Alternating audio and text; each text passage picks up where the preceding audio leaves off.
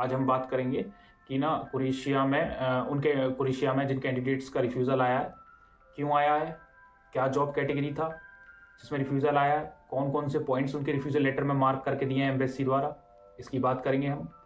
तो हम क्या कहते हैं लाइक फिर उन कैंडिडेट्स को करना क्या चाहिए, उनको रीअपील करना चाहिए नहीं करना चाहिए, हम इसकी बात करेंगे। कितने दिन में रीअपील कर सकते हैं, कैसे कर सकते हैं, क्या क्या डॉक्यूमेंट्स लगेंगे, हम आज सारी इन चीज़ों की इस वीडियो में बात करेंगे। तो अगर हम बात करें तो उनको रिफ्यूज़ल आया क्यों है। सर रिफ्यूज़ल का कोई एक सिंगल कारण नहीं है, एक सिंगल कारण नहीं है। वो कारण है लाइक हम कह सकते हैं कि जो कंपनी है वो उसने ज़्यादा वर्क परमिट ऑर्डर कर दिए हैं। और सबसे ज़्यादा किस जॉब कैटेगरी में रिफ्यूज़ल आ रहा है, रिफ्यूज़ल आ रहा है फूड डिलीवरी में। सबके नहीं, सपोज जैसे 10 का ग्रुप है, 10 में से 7 के वीज़ा आ गए और 3 के नहीं आए। 40 का ग्रुप है तो 35 के आ गए, 5 के नहीं आए। 2 का ग्रुप है, 1 का आया, 1 का नहीं आया। ये ऐसे केसेस आ रहे हैं मेरे सामने। मगर कारण इसका ठोस क्या है? तो कारण सर ठोस है कि कंपनी ने ज़्यादा वर्क परमिट ऑर्डर कर दिए हैं। और सर दूसरा कारण ये भी हो सकता है कि जैसे कि ना उसमें ना सपोर्टिंग डॉक्यूमेंट्स नहीं दे रहे हैं कुछ candidates, like just work permit लगाया एंड छोड़ दिया। सर अगर आप जैसे आप अभी हाल ही फिलहाल में अगर आप फूड डिलीवरी में अपना वर्क परमिट से सबमिशन कर रहे हैं तो आप इस बात का ध्यान रखें कि अपने संग अकोमोडेशन लेटर, अपने संग letter of guarantee, contract letter, work permit, ये 4 डॉक्यूमेंट आप जरूर ही लाइक वीजा के टाइम, सबमिशन के टाइम सबमिट करें। और कुछ लाइक वीएफएस वाला एक्सेप्ट करे या ना करे, आप उसको बोलें कि भाई ये जरूरी है, ठीक है ना। ये 4 डॉक्यूमेंट बहुत हेल्प करेंगे। और लाइक जो डॉक्यूमेंट्स रिफ्यूजल लेटर में पॉइंट नंबर मार्क होके आ रहा है ना, तो वो आ रहा है 5 और 8, किसी में सिंगल 8 और किसी में दोनों 5 नंबर। Yes sir.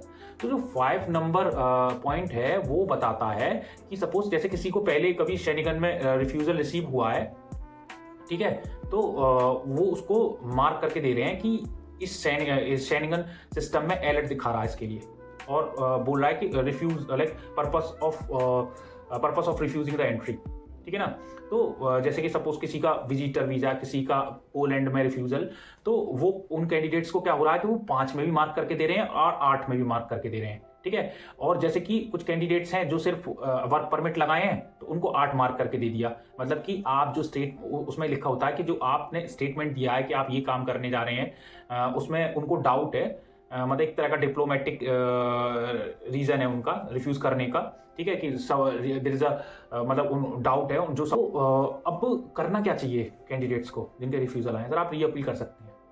रीअपील कैसे? वीएफएस से नहीं होगा रीअपील, वो होगा कॉन्सुलेट के थ्रू। कैसे? तो कॉन्सुलेट के थ्रू होगा, आपको एक रीअपील लेटर बनाना होगा। वो क्या होता है? एक रीअपील लेटर बढ़िया तरह उसमें लिखिए, उसमें मतलब आप ये समझ लीजिए कि काउंसलर जो है उसको आप कन्विंस कर रहे हैं। उसको जितना बढ़िया लेटर बनाएंगे ना, उतने मोस्ट प्रोबेबली चांसेस हैं कि आपका वीजा आएगा, ठीक है। उस लेटर के संग लगाना क्या है? सर लेटर के संग ना आप एक काम करिए, अपने एम्प्लॉयर से उस लेटर के संग एक तो गारंटी लेटर, ठीक है, और एक ईमेल करा दीजिए। आप ईमेल नहीं करा सकते ना, तो एटलीस्ट अपने एम्प्लॉयर से गारंटी लेटर बनवा लो उसके लेटर पैड पे, ठीक है। उसका ना जेरॉक्स निकाल कर प्रिंट आउट करके और रीअपील लेटर के संग लगा देना। उसमें ना रीअपील लेटर और लेटर ऑफ गारंटी और क्या कहते हैं आपका ये रिफ्यूजल लेटर का फोटो स्टेट जेरॉक्स कॉपी लगाकर ऐसे होगा। और विद इन 15 डेज 42 यूरो क्या कहते हैं उसकी फीस है रीअपील की, जो वीएफएस से नहीं होगा, डायरेक्ट कॉन्सुलेट से होगा।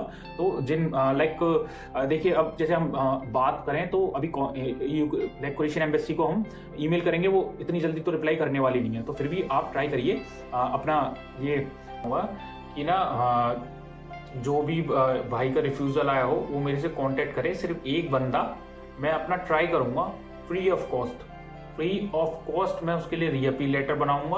और वो जो क्या कहते हैं उससे मैं डॉक्यूमेंट्स की डिमांड करूँगा, वो अपने एम्प्लॉयर एजेंट वगैरह जो भी है उससे वो डिमांड करे, ठीक है। जो मैं डिमांड करूँगा रीअपील लेटर मैं बनाऊँगा उसके लिए, और फ्री ऑफ कॉस्ट है, वो मेरे से कॉन्टेक्ट कर सकता है सिर्फ एक बंदा, ठीक है। तो लाइक मेरा ईमेल आईडी और ये आप इस पे मेरे को कांटेक्ट कर सकते हैं नंबर पे। लाइक अपने दोस्तों के संग शेयर करिए और मेरा चैनल सब्सक्राइब करिए। आप सब्सक्राइब नहीं करते, खैर लाइक बस इन्फॉर्मेशन मिलना चाहिए, ऐसा कोई मेरे को सब्सक्राइबर बढ़ाने का शौक नहीं है। आप बस देखिए और अनुभव कीजिए और बढ़िया से बढ़िया मैं इन्फॉर्मेशन लाने की कोशिश करता हूँ। Thank you so much.